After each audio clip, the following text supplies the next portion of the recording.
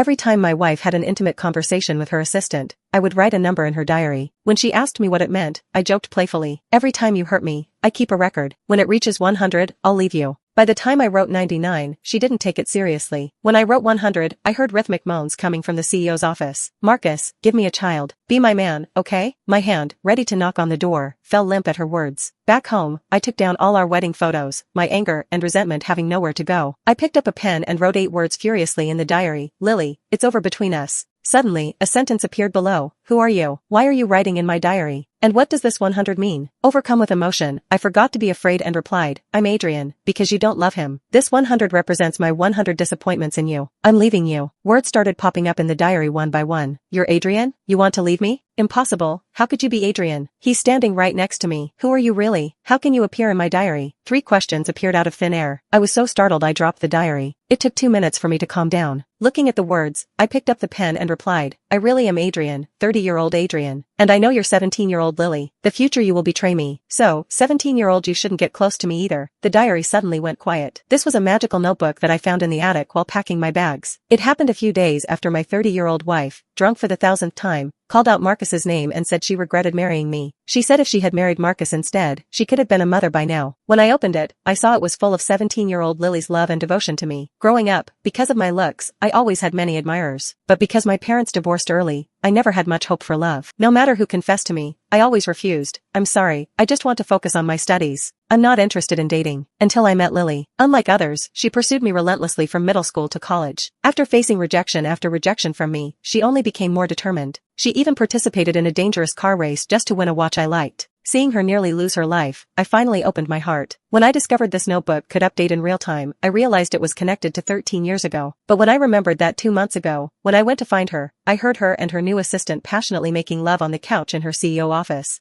And that person was Marcus, our high school classmate and her former neighbor and childhood friend. At that moment, the beautiful memories of the past were shattered by the cruel reality, becoming nothing but bubbles. Since then, I hadn't communicated with the girl in the diary, because I knew that no matter how passionate the love recorded in the diary was, it would eventually be betrayed. Just as I was bitterly printing out the divorce papers I had prepared long ago, signing my name stroke by stroke, ready to fulfill what I had said before, if she betrayed me, I would disappear from her world forever, I heard the jarring sound of paper being torn in the diary. Impossible, I love him. The pen tip, carrying the girl's emotions, carved into the paper stroke by stroke. I've loved Adrian for 6 whole years. How could I possibly betray him? You must be lying to me. You can't possibly be Adrian. Who are you really? Tell me, are you Marcus? Through the diary, I could almost see 17-year-old Lily's angry and stubborn expression as she spoke of vows she would inevitably break in the future. Back then, her love was pure and determined. Of course, she couldn't have imagined that at 30, she would become so cruel and heartless. I picked up the pen to reply, when suddenly the door was pushed open. The wind that came in flipped the pages of the diary. I calmly closed the diary. 30-year-old Lily came in and started rummaging through drawers and cabinets. In the past, every time she came home, she would excitedly jump into my arms, nuzzling me like a little kitten. Sometimes when I pushed her away because I was ticklish, she would cling even tighter, her big eyes sparkling as she whispered sweet nothings that made me blush. But now, her gaze didn't even linger on me for half a second. After searching for nearly 10 minutes without finding what she wanted, Lily finally turned to me in frustration and demanded, Adrian, have you seen the family heirloom my mom left me? I'm pregnant, and I want to give the heirloom to Marcus, to bless our family of 3. Family of 3? My heart suddenly ached. On our wedding day, in front of all the guests, she had personally handed the heirloom to me for safekeeping. Lily's brother was very dissatisfied. Sis, mom's heirloom was meant for you to give to your baby. Everyone knows your husband is useless now. Why give it to him? 13 years ago, I had an accident that injured my body, leaving me unable to have children for life. No one had ever dared to mention this in front of Lily, but on our wedding day, her brother pointed it out in front of everyone. The atmosphere instantly became extremely awkward. Everyone focused their gaze on me, starting to whisper. I turned away in embarrassment, but Lily held me even tighter, slapping her brother across the face and declaring publicly, even if Adrian can't have children, he's the only one worthy of keeping the heirloom. He is the only man for me, Lily. At that moment, I was grateful I had bet on the right person. For 5 years of marriage, I had carefully preserved it. But now, I laughed bitterly and pulled out the jade pendant engraved with the words peace and safety from the drawer. Lily snatched it, smiling happily, finally found it. After the baby is born, I want Marcus to put this on him personally. Only then did she deign to look up at me, the coldness in her eyes unconcealed. My mom said the heirloom needs to be put on by the child's father to be effective. Now that I'm pregnant with Marcus's child, this pendant should be in his care. Today I still need Marcus to accompany me for a prenatal checkup, so I have to go now. I'll celebrate our wedding anniversary with you when I get back. At the door, she suddenly stopped, glancing at me with a look of condescension. Don't worry, even if Marcus and I have a child, you'll still be the nominal father. You'll always be my husband. Giving a slap followed by a sweet gesture was her usual trick in recent years. Watching her leave happily, I smiled bitterly. She says I'm her husband, but she's having a child with another man. Opening the diary again, I saw another line had appeared. Because I was waiting for your reply, I missed getting the spot in front of him. I immediately picked up our graduation photo and was shocked to find that 17-year-old Lily's position had indeed changed. I couldn't help but hold my breath, my hand trembling uncontrollably. Could the Lily on the other end of the diary change the future? Before I could come to my senses, another line quickly appeared in the diary. If you really are Adrian, then tell me, where am I standing in the graduation photo? I immediately replied, you're standing in front of Marcus. The diary went quiet again. After waiting for a minute with no reply, I picked up the pen and wrote stroke by stroke with force. Lily, please leave my life. Why? If you really are Adrian, don't you know I like you? The last question mark was written with such force that it tore through the paper. Like? It's because of your like that the day after the graduation photo was taken, I was stabbed by people Marcus sent, leaving me unable to have children for life. And now at 30, you're pregnant with his child. With each word I wrote, the memories of the past became clearer. I had tried everything to forget these memories, but countless nights, I was awakened by these painful memories, unable to sleep. It had become my inescapable nightmare. 13 years ago, Marcus begged Lily to stand in front of him, but she refused. Lily firmly stood in front of me, saying not only now, but in the future when we take wedding photos, she would stand with me. The girl's passionate confession made my ears turn red. But the next day, an enraged Marcus found a dozen thugs to corner me in an alley. When Lily arrived after hearing the news, she saw me covered in blood and cried uncontrollably. She carried me on her back, even though I was half a head taller than her, and stumbled frantically towards the hospital. To save me, she donated half her blood, but although I survived, I suffered severe damage, permanently impairing my ability to have children. Lily held me and cried her eyes out, swearing she would marry no one but me and never let me be hurt again. But I never imagined that now she would cheat on me with Marcus, the mastermind behind my injury, and even get pregnant with his child. Lily, promise me, if you like me, leave my life as far away as possible. Can you do that? I'm begging you. After waiting for a long time without a reply, I collapsed on the sofa with the diary, unknowingly falling asleep. In my dream, I saw 17-year-old Lily running desperately in a dark alley. Her face was panicked and anxious. A strong wind blew a flower pot off the balcony, jolting me awake to see that night had fallen outside. 30-year-old Lily hadn't returned all night, not even a phone call or a text message. But Marcus's social media was updated every 10 minutes, a total of 30 posts. The first one was Lily putting the family heirloom around his neck. The second was Lily and him flipping through a dictionary, choosing a name for the baby. The third was him lying on Lily's belly, happily listening to the baby's movements. Each post had likes and blessings from friends in the comments. Congratulations to Lily for finally becoming a mother. I told you Lily wouldn't stay faithful to Adrian, but you didn't believe me.